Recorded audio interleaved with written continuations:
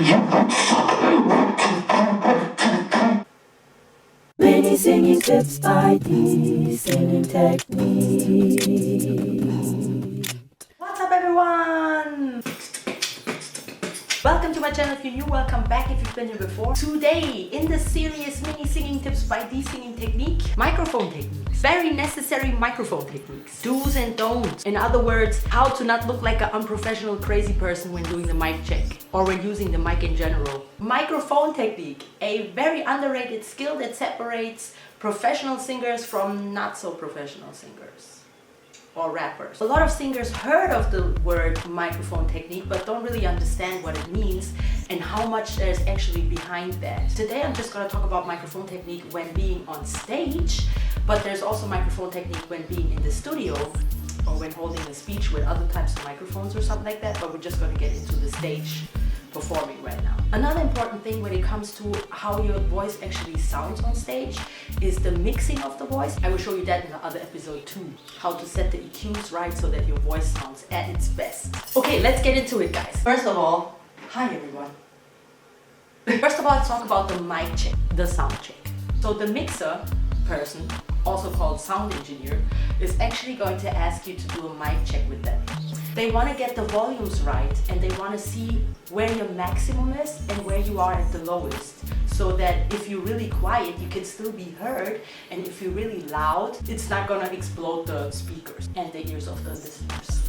Because the cool thing is, on a really professional mixing board, which is unfortunately not given at every location where you perform, it can actually be set to function automatically after it's been set to your needs. These are the cool mixing boards that you've probably seen that move by itself. They basically do the compressing work for the sound engineer so that he doesn't have to do it. Meaning if you sing really loud, he doesn't have to, like a crazy person, set the volumes real quick back to that the speakers don't blow up. This is why not only the sound check is important, but also the following microphone techniques that I'm going to show you that are helping the sound engineer to not have to have so much work. So what you want to do in the sound check is that you really want to present the range in which you are really singing, okay? So just that, check 1 2, check 1 2, check 1 2, microphone check 1 2, is not really a microphone check. I mean, that's not all that there is to it, to a microphone check. So what you're doing when you do check 1 2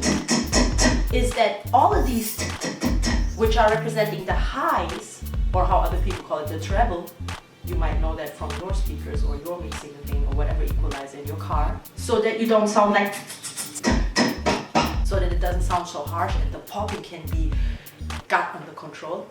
Popping can be controlled. That's one thing about the sound check, right? But then you also want to present, like I said, the volume and the range in which you sing. The sound engineer might say to you, sing something, and a lot of singers get really annoyed because they don't understand what he wants. And because you as a singer feel like, what do you mean? I have to perform right now? I have to perform? Calm down, okay? It's just a microphone check. If you don't sing your full volume, how can he know what your full volume is? He must check on that, otherwise he'll have to run back and lower you down if you do your microphone check like that, and then later on you're like this and the speakers are blowing up. So test your range, okay? It means show how you really are going to sing, not how you warm up, not how you exaggerate, how you really going to sing. Next thing you don't want to do is, if anything goes wrong, doing the following. Yo, what's up, I can't hear myself, what's up with the mixer, you, what's up, yo, what's up with the mixer?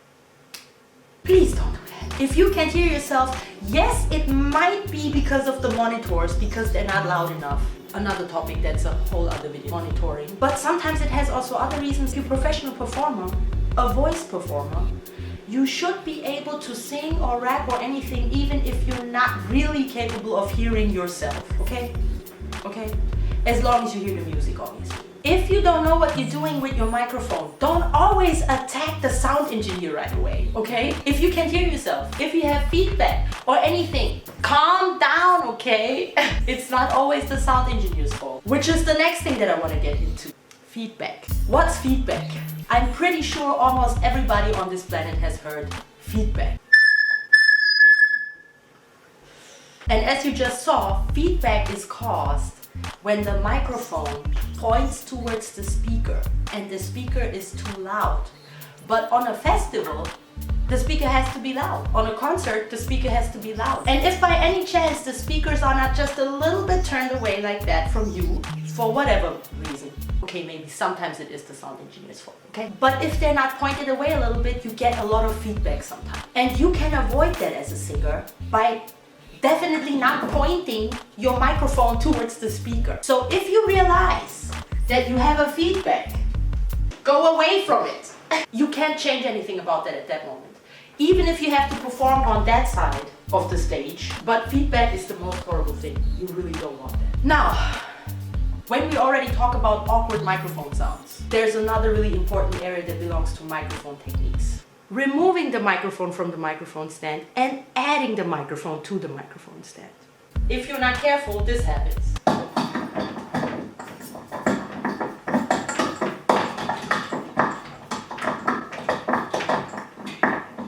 So first of all, if you want to take your microphone away, try to slide it out rather than breaking it off of the mic stand, okay? And the same thing counts also for when you want to put the microphone back on the microphone stand. You want to slide it in rather than clack it in, okay? Rather than hammer it back in onto the microphone stand. And the best way to do this is again in a twisting motion. Twist the microphone in. Twist. Now, we finally come to the main thing that is called microphone technique, which is what you actually do while singing. For real, how to use this thing. For real, actually, how to use it.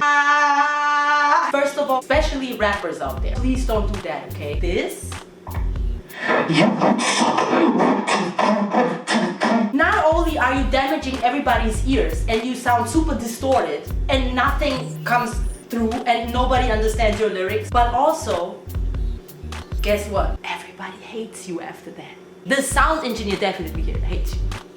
Definitely. The audience, you know what I'm saying? Also, it's really disgusting for the person that wants to use the microphone after you. Please consider that. Especially rappers, please consider that, please. Or just bring your own microphone. Another thing that's really important, okay, when you use the microphone while singing specifically. Like I said, please help the sound engineer out a little bit. So if you have ranges in volume, just consider that. And there's a following thing that's called moving the microphone back and forth. Meaning, if you sing loud, you move the microphone a little bit away, and if you say something really quietly, you move the microphone closer to your mouth. Sounds obvious, right? But is unfortunately not so obvious to a lot of performers out there. And I must say, it requires a little bit concentration too, and requires a little bit training to be able to always think when your volume rises to react accordingly. But I have good news. As soon as you get used to it, it's a thing that you almost can't unprogram anymore. When I see you, baby, I wanna be with you. Obviously, that takes a little bit training to not go too far away or too close. Just practice with it. The sound engineer is gonna love you guys, and the audience is gonna love you. Also, keep in mind that high notes always sound louder, even if you're not necessarily singing louder. That's also a thing that you're gonna learn. If you sing high notes, you will also want to naturally move the microphone a little bit away, versus when you sing lower notes. Nothing that I do. What you also want to avoid is what I do in my private life all the time, but not on stage.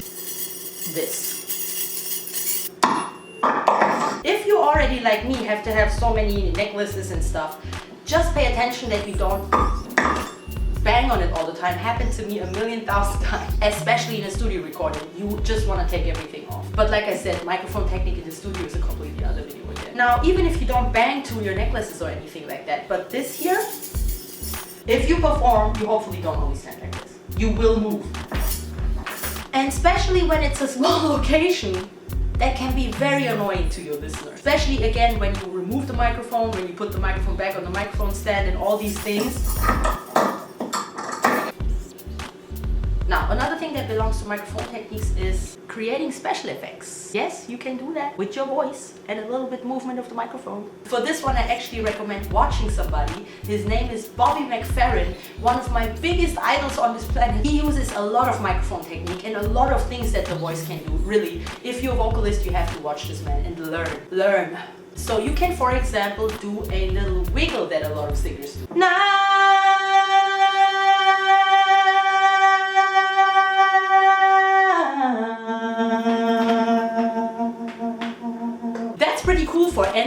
songs or some kind of special effects. Use it wherever you want. There's another thing. Some people that have problems with fading out, especially when you're very excited and your heart is beating, it's very hard to fade out and get these really quiet notes out. So a lot of people, instead of fading out just like naturally, they will just move the microphone away at the end of a song or at the end of the note.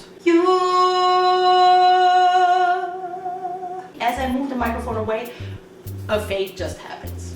That goes also the other way around, meaning you can basically arrive in the ears of the listener. 'Cause I just arrived in your ears.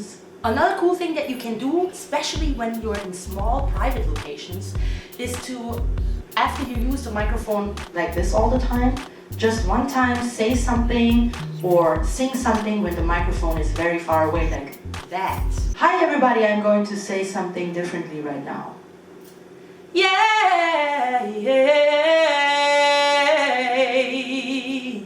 A lot of comedians use this technique. It kind of gives the listener the feeling that you're all of a sudden one of them. You basically switch the position in the room. It's a very cool thing to do. Try it out. Another cool thing to do as a vocalist, especially if you have sometimes responsibility for some percussion-y sounds or something like that, is use your clothes or whatever to create sound. So besides the good old-fashioned, you can also do things like that.